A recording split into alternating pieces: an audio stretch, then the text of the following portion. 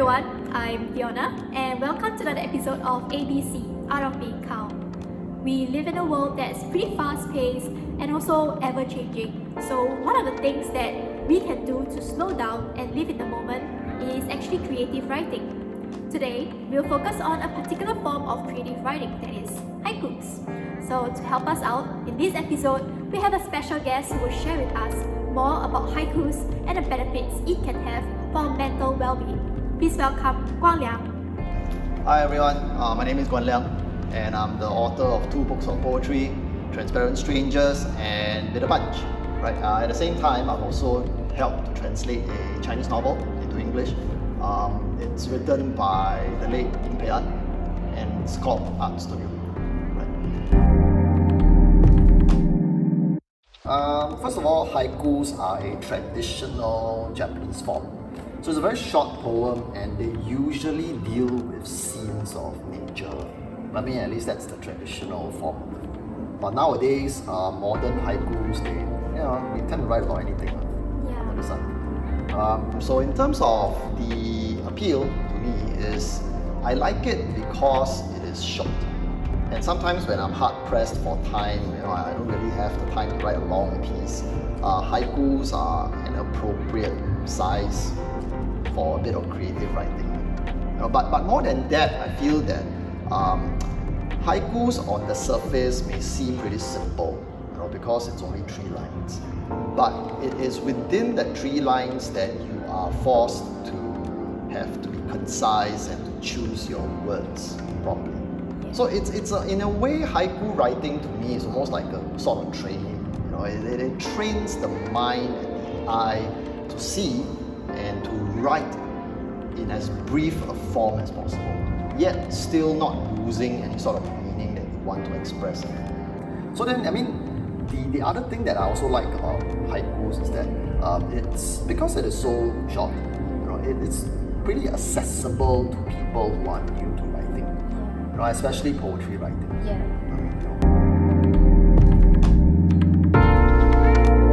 So talking about haikus, I guess one way to look at it is to see haikus as a kind of, a form of creative writing. So you can be writing poems, you can be writing stories, and haiku just happens to be one of them. But regardless of it, to me, the value of writing haiku comes in the form of it being the space for individuals to reflect. Because for most of us, I believe we live very fast-paced lives.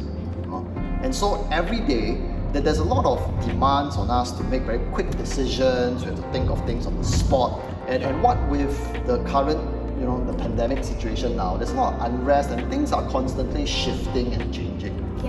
And so to be constantly immersed in that kind of fast-paced environment, sometimes it takes a toll on not just our health, but I think mentally it wears us down. And so haikus, or rather creative writing in general, comes in as a kind of, it creates a kind of space for people to almost take a step back and to take stock of the day. I also agree with you on that. And I also think that writing haikus, doing that reflection, also helps us to be mindful of the small little gratitudes that we have. It could be a very small thing, but it's things that we can use to help combat against those negativity that we are facing, around us, through what we are seeing, through what we're hearing. So I think that's a very good point as well. And so writing, in a sense, and especially for something so short, haiku is something so short, right? It's almost like it's like a snapshot. It can be a snapshot of your day, or it can be something that you have seen on your day to work, or even just a brief fleeting thought, and you actually record it down in that haiku form.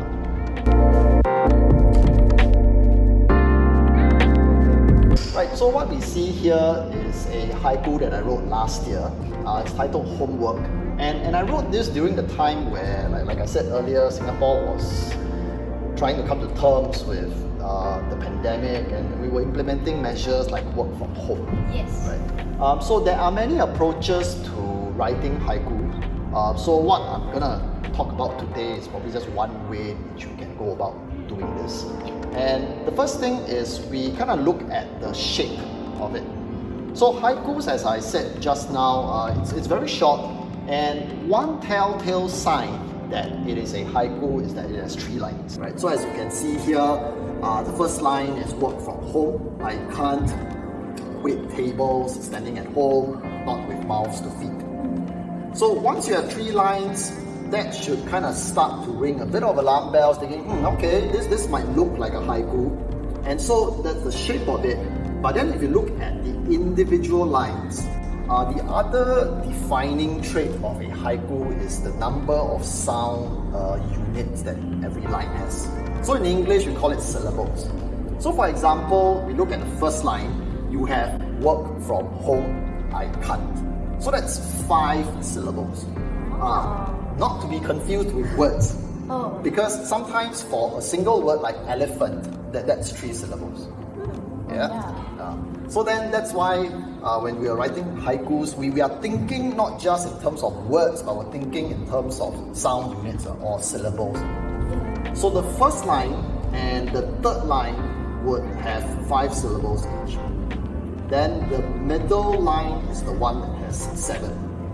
So we are looking at 5, 7, 5. Then the other thing is that in a traditional haiku form, there's also this thing called the cutting word, or in Japanese they call it a kireji. So a kireji is basically a word or like this pause or a break in the haiku that signals a shift. So you can almost think of it as almost like a twist in your haiku. So that kireji is nowadays it's optional. Okay. Yeah. And so for this one homework, you have like what looks like a kireji at the end of that second line, because you're talking about how the speaker can't work from home. And then the last line, it says, not with mouths to feed. And so the last line kind of, the twist comes in the sense that we finally realize what's the reason behind the difficulty for the speaker to work from home. I see. So just like earlier you mentioned that it's based on nature, right? So scenery. So how do we go about like implementing that in haikus? Scenery. I guess the first thing that we do is it's almost like your mind is that camera viewfinder. You are looking at a particular scene. So, for example, it could be maybe a tree that you see on your way to work. And so the mind almost freezes that frame. And then that haiku becomes a way of expressing that scene within the 3 lines. So it could range from maybe just purely describing that tree, or it could be maybe reflecting on the emotions that seeing that tree evoke for you. Okay, so you basically focus on a central image, and then you use that image as a springboard for maybe your thoughts, or maybe a certain dream. Or maybe it could just be describing the tree itself within the form of the haiku. Right. So now that Guan Liang has shared with us some basics of composing haikus, shall we head outside the museum for some inspiration? Sure, let's go.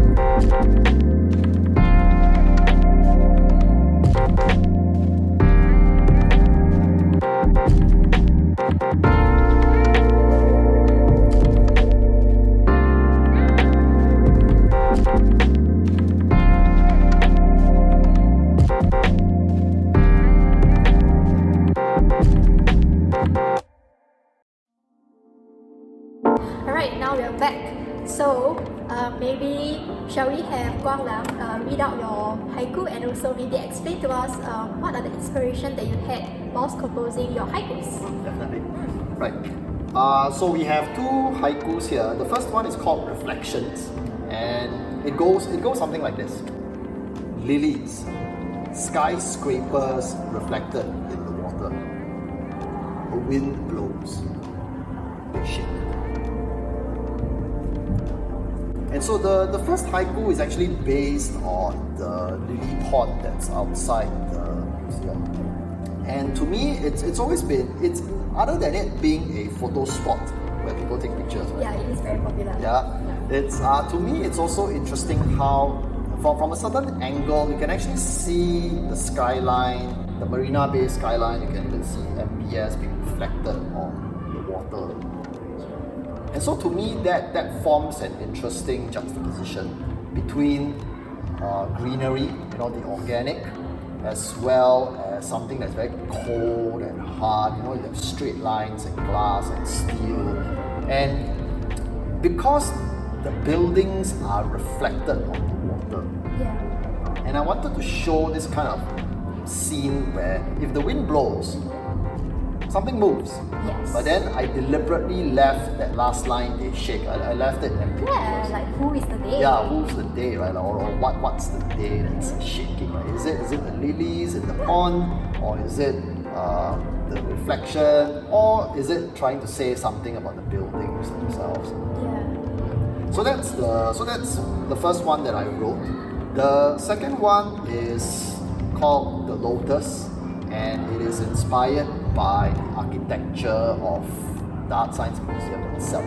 Because I read that the museum has this unique asymmetrical shape, this 10 protrusion petals things. Fingers. Yeah, and it's an interesting shape because to me, I kind of saw it as a lotus, but then it's a lotus that rises above the bay.